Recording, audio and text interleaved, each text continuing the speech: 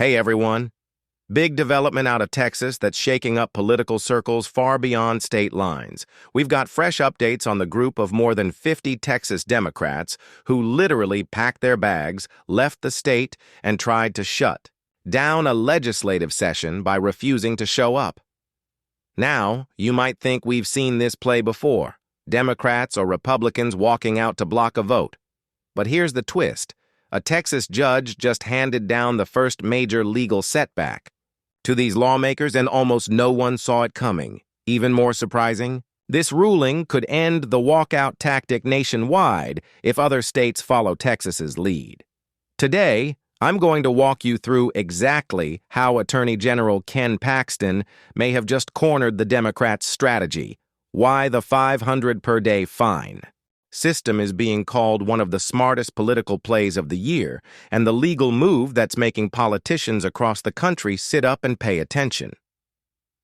So buckle up. This isn't just another Texas versus Democrats story. This is about what happens when political theater meets legal consequences. Let's rewind to last week. The Texas state capitol looked like something out of a political drama. Instead of lawmakers filling the House chamber, more than 50 Democratic legislators were nowhere to be found. Why? Because they had all left Texas together on purpose. Some hopped on planes to California, others headed to Illinois, a few went to New York, and the message was loud and clear. If we're not in Texas, you can't make us vote. The reason for the exodus? A Republican-led redistricting plan that would add at least 5 solid Republican congressional seats. Now, for anyone who's not a political junkie, let me break this down. In the current political map, control of Congress often comes down to just a handful of competitive seats. If Republicans grab 5 new safe seats in Texas, they'd be sitting at roughly 217 guaranteed spots in the U.S. House. That means they'd only need to win 1 competitive seat to have a long-term majority. For Democrats, this wasn't just a local fight. This was about the balance of power in Washington for years, maybe decades, to come. And so, the Texas Democrats decided to play their most dramatic card, deny the Republicans a quorum by simply not being there. Now, this wasn't their first rodeo. Texas Democrats have done this before. In 2003, they bolted to Oklahoma and New Mexico to block a redistricting plan pushed by then House Majority Leader Tom DeLay. And in 2021, during the COVID restrictions, they pulled the same move again, breaking travel rules in the process. But this time was different.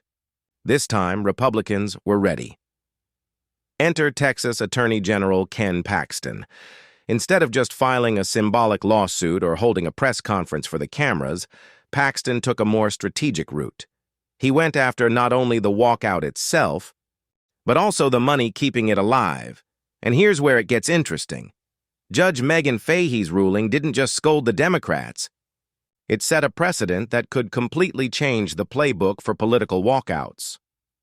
While the Democrats were camped out in friendlier territory outside Texas, former Congressman Beto O'Rourke stepped in with his group, Powered by People. The idea? Raise funds to cover the costs of these lawmakers while they stayed away from Austin. Hotels, travel, food, you name it. Sounds harmless, right? Well, Paxton didn't see it that way. He argued that offering money to lawmakers so they wouldn't show up to work is basically the same as bribing them not to do their job. And under Texas law, that's a criminal offense. Judge Fahey agreed. The court's interpretation was blunt. If you pay an elected official to stay away from their duties, it's bribery. And with that, Democrats lost a key lifeline. The ruling was just the beginning.